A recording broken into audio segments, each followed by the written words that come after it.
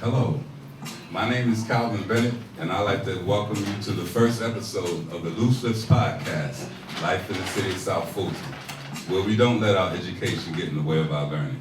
Our first guest tonight is going to be the mayor of our city, Mayor KHALID KAMAU. He'll talk to us about the great city, what we could do in the city, and some of the amenities. We're going to touch on some of the stuff that's going through politically with the council. Another one of our guests is Ms. JAMELLE MCKENZIE, the Executive Director of the Ignite Resource Center. Feeds a lot of families in this area, and more than just food, a lot of services for needy families in this area. And I'm sure you could benefit off of the information she may have for you. But before we get started, I need to introduce you to Carla, the owner of AFCO Foods, where we're here tonight, recording our first episode. Okay, I'm over here with Carla Jervis, the owner or co-owner of AFCO Foods. Man, they have the best African Caribbean cuisine here on the south side, and I'm gonna leave it to her to tell you more about her menu. I am co-owner of AFCO Foods. We sell a mixture of Caribbean and African cuisine as well as natural products. We are bringing natural organic food to our city of College Park. Freshly made every day, fresh vegetables, fresh greens, fresh ingredients, 100% natural, and we're looking forward to the love and support as we give back to our city. We're grateful for this opportunity. Thanking Calvin, thanking the mayor, thanking the city of College Park, home of mine for 30 years now. Thank you. And now we're going to take a minute to swing over to KB Taxes with Corinne Gibbs to give you some information on a tax tip for the upcoming tax season. Hey, this is Corinne from KB Taxes, where we have you covered. With tax season right around the corner, if you haven't already created accounts with ID.me and the IRS, what are you waiting for? ID.me is a company that allows people to provide proof of their legal identity online. With an ID.me account, you can access government services like the Social Security, Department of Labor, Veterans Administration, and the IRS, to name a few. And because you'll need an ID.me account to create an account with IRS online, we suggest you start here. Now, with an IRS online account, you can review your tax info from the IRS, including transcripts, notices, and letters. You can update your address, get an identity protection pin, and more. For additional information and assistance, please visit our website at kbtaxes.com. Back to you, Cal. Thank you. Welcome back. And I'd like to take the time now to welcome Mayor KHALID. Yeah, I know. Try to get his last name. He don't even just Mayor KHALID. I just go by Mayor. Mayor KHALID, the first Black Lives Matter elected official in the country. You know, lives here in the city of South Fulton. And what I want to do, Mayor, is thank you for coming. Thank you for having me. On the inaugural show, this is exciting. Yeah, I appreciate you with your patience with us. Oh no, this is movie making at its finest. So some people don't know this about me, but I actually went to school for cinema photography. I went to film school, so it's just I love to see the creativity. I love to see our people just branching out and into all of this, the arts, and it's just an exciting time to be in South Fulton. Well, if they send your newsletters, they know your background, because you're good at it. You're very good at it. Thank you. But what I wanted to do, we started this podcast to put a light on the city of South Fulton. Now, since you are the mayor, you're the head of our city. Tell us something about the city of South Fulton. Talk to the people that's out there that's probably considering moving to our city. Why would a person want to move here? Well, I'm going to give my elevator pitch. The city of South Fulton is actually the same size as the city of Atlanta, so I call ourselves Atlanta's twin city. And with a population that is 92% African American, we are the blackest city in America. We have the most affordable land in the metro Atlanta area, and we are home to some of the biggest movers and shakers in all industries, from the late great Congressman John Lewis to Real Housewives star Candy, who went to high school with me, Ludacris, 2 Chainz. You can just go down the list. There's just so many amazing entrepreneurs, developers, anything you can think of, artists that are here doing great things in our new city. I like that. Tell me about some of the things you plan to get done what some of the things you ran on in office that you look forward to getting done over the next couple of years. Well, you know, there's a saying that you campaign in poetry, but you govern in prose. And when I ran, I ran on 3 things. I wanted to build better, invest more, particularly in our young people, and improve our image. But after about a year, you know, people have been asking what I thought or what I think my legacy would be. And for me, it's transparency. If when I leave this office, our government is more transparent than it is now, or than when we started, that alone would be enough for me. Just for the people to know, you know, what is happening in council meetings, not just being able to watch council meetings or read council agendas, because every city streams their council meetings, every city has the agenda online, but really being able to understand what is in the agenda and what is going on in the council meetings.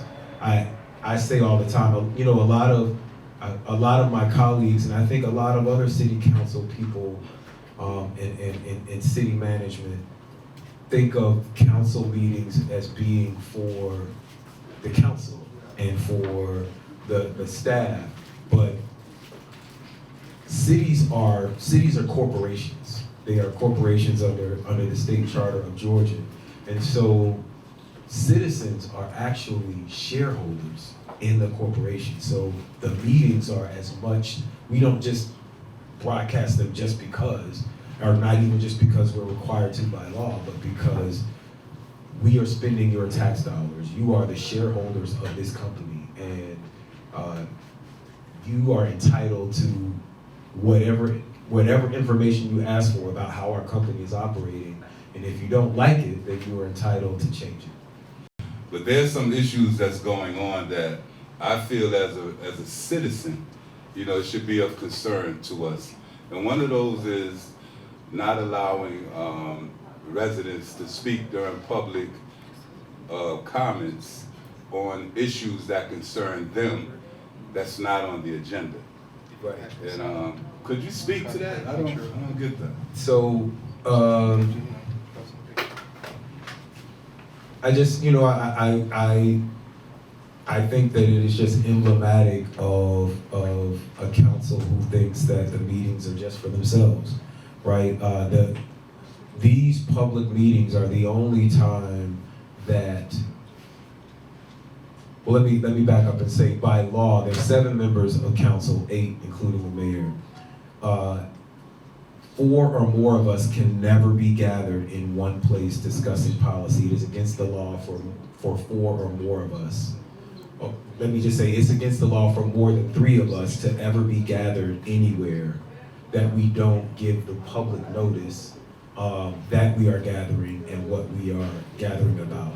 Basically, we cannot get together and make decisions without the public being in the room. And so the council meetings are the only, we have them twice a month on 2nd and 4th Tuesdays. Those are the only times that all 8 members of council are present, as well as the city manager. We have the city manager form of government, so she right now, governs the day-to-day operations of the city. So you have all of the council members, you have the city manager, you have all of the department heads, everybody is in the room, and that only happens twice a month, about 10 times a year, right? And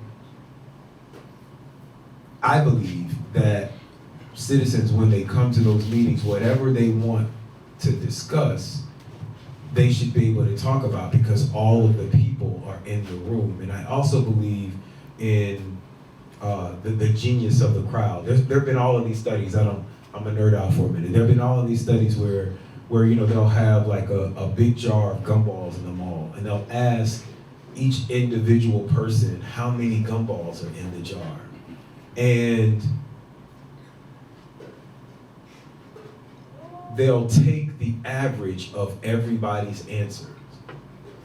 That average is almost always closer than anybody's individual guess, which means that us as a collective, people have knowledge that, even though we have access to all the documents and we're traveling the city, or if you have a city manager or you have a public works director that has a master's in this or whatever, the citizens know their city better than anyone else. And so when they step to the mic, you're bringing issues that we may not have considered. And I don't think that it's fair for us to say, well, if it's not on our agenda, you can't talk about it. But it goes deeper than that. The way that the council comments have been restricted is that you have to be a citizen. You have to be a resident of the city of South Fulton. So this young lady that owns this business, if she lives 2 blocks up in College Park, she can't come and talk at our meetings, even though she owns a business in the city of South Fulton. If there are people next door in College Park that are being impacted by decisions that we're making in our city, they can't come. Now, we've had this issue with warehouses being built, and warehouses are being built in all of these cities around us, in College Park, in East Point, in Atlanta, and in Union City. And we can go to their meetings and say, hey, the things that you are doing are impacting our communities. So I think it's only fair that we have that sort of reciprocity, but we don't have those things. And then the other part of it is that it's not just about being able to make your case known to the city council and the powers that be in the city, but it's also, those meetings are the time that our entire community is gathered. And so there might be things that are happening on Old National that people in Cascade don't know about.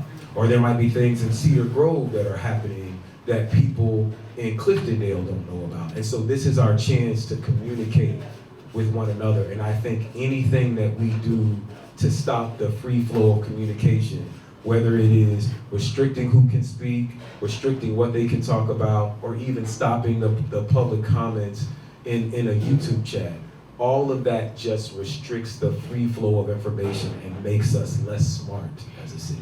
What was the intent of that rule? You would have to ask the members of council what the intent was. You're gonna do a couple of shows. Maybe we can, you can move around and you can get them on. But I think that some people are sensitive to criticism, and they felt that people were attacking them in the chat. I think that if you're going to run for public office, you gotta develop some thick skin. And if you don't have it, then you might be in the wrong profession.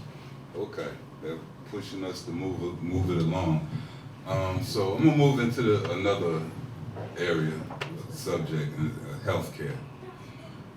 Healthcare, anybody that knows me knows I live to get people covered. I live to get people covered. This is open enrollment up until January 15th. If you don't have any insurance, you need to call the marketplace or go to healthcare.gov and inquire about getting insurance. And you will be amazed who qualifies for little and pay little or nothing on your premium. But let me ask you a general question before I even get into what is the health of the city right now? I don't know if you even keep those types of statistics or you had any way of knowing, who's covered, who's not, who has access. Do we have doctors and urgent care centers and with the hospital closing downtown, well stuff. So we don't necessarily keep that data in the city. That's more of a county level thing. The Department of Health, Health and Welfare and Family and Children Services, those things are all covered by the county. But what I can tell you, that during the COVID pandemic, we were disproportionately impacted. I know as a councilman, I started HIV and STD testing in Creole Park. I wanted to be able to reach not just working adults, but young people that come and use the park. And our zip codes lead in HIV infections: 30349, 3033, 30291, 30296. Those lead in HIV infections. We know that the deaths from COVID were usually linked to, they call them comorbidities, so people who had high blood pressure, hypertension, obesity. And unfortunately, our community leads in all of those things. So for me, before, and it is a travesty that, Wellstar, this for-profit corporation, which I don't believe that healthcare should be a for-profit venture, but they closed their 2 hospitals, AFC, South Fulton and AFC, and which was actually in East Point, and then AMC, which used to be Georgia Baptist. So there is no hospital in Fulton County. This is the most populous county in the state, over 1 million people, and there is no hospital in this county south of I-20. But before we get to the hospital, because everybody knows what those bills can be like, it's my goal for us to be not just the blackest city in America, but to be the healthiest city in America, and be doing things to encourage preventative health. So you'll always see me running 5Ks with the first dog Zion, who you can follow at Zion Son _ I always have to give him a shout out on Instagram. But we run 5Ks. We're always going to health fairs and doing events like that where we try to have health people doing health screenings. We have the county health department come out and do those sorts of things. I think patronizing and promoting restaurants and establishments like this that use all organic meats and all organic products are ways that we can eat the foods that we love, but in moderation and with the right content that we're still healthy. All right, that's what's up. I appreciate that. One of the things that I wanted to touch on tonight is the importance of healthcare and the affordability of healthcare.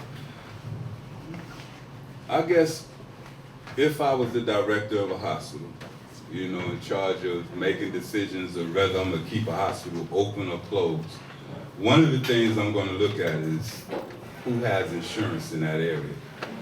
Can we be profitable delivering medical or health services to an area if there's no insurance? So I bring this up because there's a lot of kids that I try to get covered, and a lot of you grandmothers and grandfathers out there, you have 18, 19, 20-year-olds sitting in your house that don't have insurance, and a lot of them are sick. And I'm gonna bring up somebody now to tell a story about his experience with healthcare coming out of incarceration. And I'm come on up. Thank you, Calvin. What's up, man? How you doing? Everything. I just want you to tell your story, man. From beginning to the end. So, good evening, everyone. My name is Christian Bernard. I'm a product of South Fulton. I met Mr. Bennett in around 2010, something around that time. And like you said, I had just been released from incarceration. We're speaking on that because prior to that, I was diagnosed with Crohn's disease, which is a form of IBS, which is irritable bowel syndrome. It's a terminal illness which affects your digestive system. So battling this illness without insurance was very trying because, as I said, it affects your body, in a negative manner. It's sort of like cancer, But I was having to deal with it and going to the emergency room whenever, things got too much for me to handle. So when I met Mr. Bennett, he informed me about, pre-enrollment and things like that. And at this point, my condition had progressed due to being incarcerated for an innumerable amount of time for about 7 years without medical attention. So once I was released back into society and, trying to build, businesses and things of that nature, I met Mr. Bennett here on the South Side, and he informed me about open enrollment. 2015, I was going through an actual flare-up. I did the enrollment maybe around this time, around December, January, I went to Emory, which is one of the best hospitals here in the city. And I was on the operating table in February. And had I not been enrolled that year, the tumor that was found and the biopsy would have caused a septic tear, and I would have went into toxic shock and I would have passed. So I pretty much owe my existence at this point to meeting this man and being enrolled and having viable health care to be able to see about myself and my condition. At this point now, I've had another surgery, I had my other surgery, as a matter of fact, this year, and it was successful. The surgery cost about $120,000, and due to the insurance, my out-of-pocket was about $1,500. You understand what I'm trying to say? And like I said, this thing called life, we have to make sure that we, take care of ourselves in this journey, and having health care is a priority. It's a priority for yourself, it's a priority for your children. Black men, black women, we have to take care of ourselves. So, like I said, due to having health care, like I said, I was going to the best hospital. I was going to Emory. I was going to the gastrological specialist here in the city, the best of the best, you know what I mean? And so, due to that, my life has some longevity to it. And it's a proactive thing. So I encourage you all to lock in, get some information, because this is pre-enrollment now. And once it closes, it'll be difficult for you guys. Like I said, when your body is telling you, when your body is hurting, it's a little bit too late. You want to attack these things prior to it being an issue. So I encourage you all to, take advantage of this opportunity. Hey, thank you, man. We're back with JAMELLE MCKENZIE, the executive director of Ignite Resource Center. I met with JAMELLE during COVID. You called me, or did you just run around soliciting different businesses? I was begging, man. I was begging. I was a beggar. And I made one request. I said, okay, I'll donate to your organization if you do this one thing for me. What was that? Look out for our kids. That's right, on Godby Road. That's right, on Godby Road. And she did it. She showed me a picture of hundreds of bags that was delivered on Godby Road, and I've been rolling with her ever since. Tell us something about you. Well, I am as you said, I'm the executive director of the Ignite Resource Center, and we actually have a contract with the city of College Park. We were created to be able to connect the people in College Park to the resources that they need. We have expanded our services beyond College Park, but we basically, we definitely make sure that we serve the citizens of College Park. We started off as a referral agency, just to connect people to partner organizations. But when COVID came, that's when I became, when COVID happened, a lot of those organizations that we were connecting people to shut down. We couldn't find anybody there. And so we took it upon ourselves to start being a provider.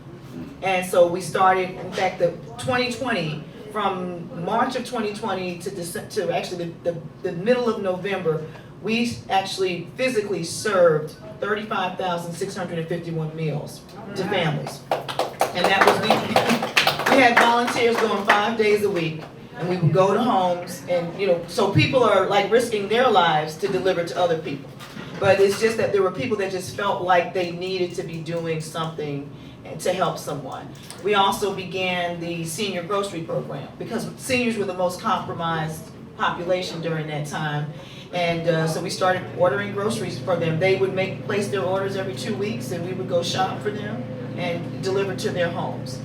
And of course, you know that we've always, since we started the organization, we have always looked out for our youth. So during the holidays, this is our fourth year now of adopting families.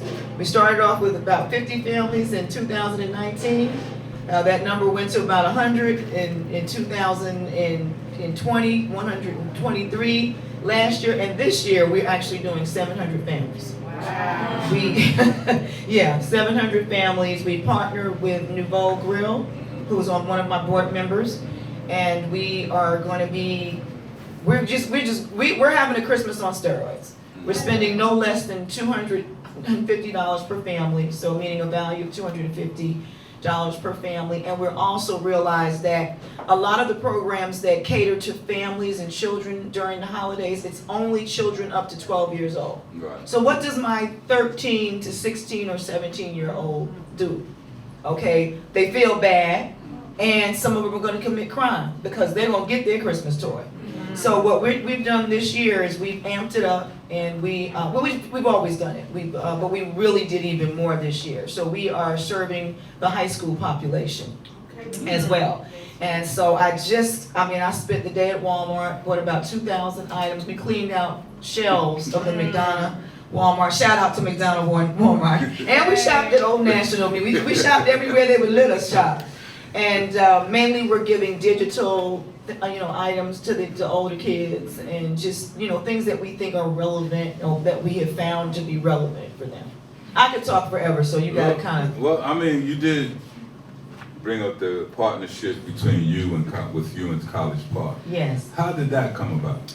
Well, back in 2019, my council person, Ambrose Clay, was very concerned, and I was concerned. I'm a chaplain. I started a chaplaincy program for the city of College Park. And so we were very involved in the community. And we were noticing that there was kind of a disconnect between the different partner organizations. And you might have people didn't know where to go. And then sometimes you'd have everybody going to the same, they go from one place to the next place. And we wanted to have some way that we could communicate with the people and communicate amongst those organizations. So we put together this program where we would have a one number that they could call, and that number would work with all the partner organizations, and we would do the referring of the people. So that's how it started, and Ambrose helped me with it. Tracy Wyatt was one of our councilmen at that time, and he got on board. Jack Longino was the mayor, and we had a unanimous, in fact, every single year, all of our council people have unanimously voted to renew our contract. That's what's up. Ambrose, his last run, I hear Yes. he's not running again. Yes, What do you think will happen to his seat? Well, it's an open seat because he did say that, actually Ambrose spoke to me 4 years ago. And he said he was gonna run this last time because he did not have a succession plan. So his plan was during that time to set up a succession plan, to make sure that when he left, he would leave the city in good shape. Okay, now I know I've seen the announcement already. Tell us what your plans are for the city. Well, I'm going to be the next Ward 1 council person, and I will be elected in 2023, and I will begin in the office in 2024. Okay. I mean, It's just like she said. She's bringing up College Park. That's who she's partnered with. But if you live in this area, it's so jagged. South Fulton residents, College Park residents, just like Carla just called the College Park. She don't even realize she's in South Fulton. That's how jagged our neighborhoods are. But she works across, the city lines. You do. Yeah, I mean, we have, we have over 100 families registered in 30349 for this adopt a family. So we will be serving 30349 is City of South Fulton. Some of that, and some Clayton County. I think that is Clayton County, but we have South Fulton as well. She lives in Clayton County. Yeah. Okay, so we've got Clayton County families. Yeah. Monday night we'll be at the Cascade Skating Rink. We're gonna have over 500 families come through that night. And the whole entire skating rink is gonna be filled from one end to the next with television. We're giving away televisions. We have laptop computers, ring lights, headsets, ATVs, bicycles, you name it. ATVs, I'm coming. Yeah, we got it all. The little ATVs, and yeah, it's serious. We got 2 storehouses, 2 storage spaces filled with items right now. Okay, how can people get in touch with you? Well, I can be reached at www.ignitecentercp for College Park.info. Our telephone number is 770-702-0522. Thank you so much. I'm back here with Dr. ASHANDA FENNELL of Hands-On Chiropractor, 2225 Godley Road in the city of College Park. I've been knowing you for some years. Tell us a little something about your business, chiropractic service. Alrighty, I'll start with saying that initially I have been a chiropractor for about 12 years. I started my practice on Gabby Road back in 2009. I actually was working for another chiropractor in downtown College Park. So I had to take one of my patients home, and I rode past a building that was located actually behind the building that I now own. And something stood out, but I said, I do not want to be on God Road. So I always tell people my testimony is sometimes God will basically place you in an area where you don't think you can grow, and you'll actually be able to grow there, because I have been there since 2009 on God Road with a successful chiropractic office. Once again, the name of my office is Hands-On Chiropractic and Wellness Clinic. Mr. Bennett is actually one of my tenants in my building at the location. I've been able to serve people who have been involved in auto accidents in this area for the past 12 years. I also give back to the community. I am a platinum sponsor with the Tracy Wyatt Recreational Center, and I also host a community fun day biannually. However, when COVID came, I kind of put that off, but hopefully this year we'll be able to, 2023, we'll be able to bring back the Community Fun Day for the residents of the city of College Park and the city of South Fulton area. I like that. So, with that being said, we're gonna close out for the night. And we look forward to seeing you next month when we come back with 6 episodes of Loose Lips Podcast, where we'll have Dr. ASHANDA FENNELL. We'll have her back with an extensive interview of her practice and what she does for the community. I'd like to thank you for tuning in to the first episode of Loose Lips Podcast. Good night.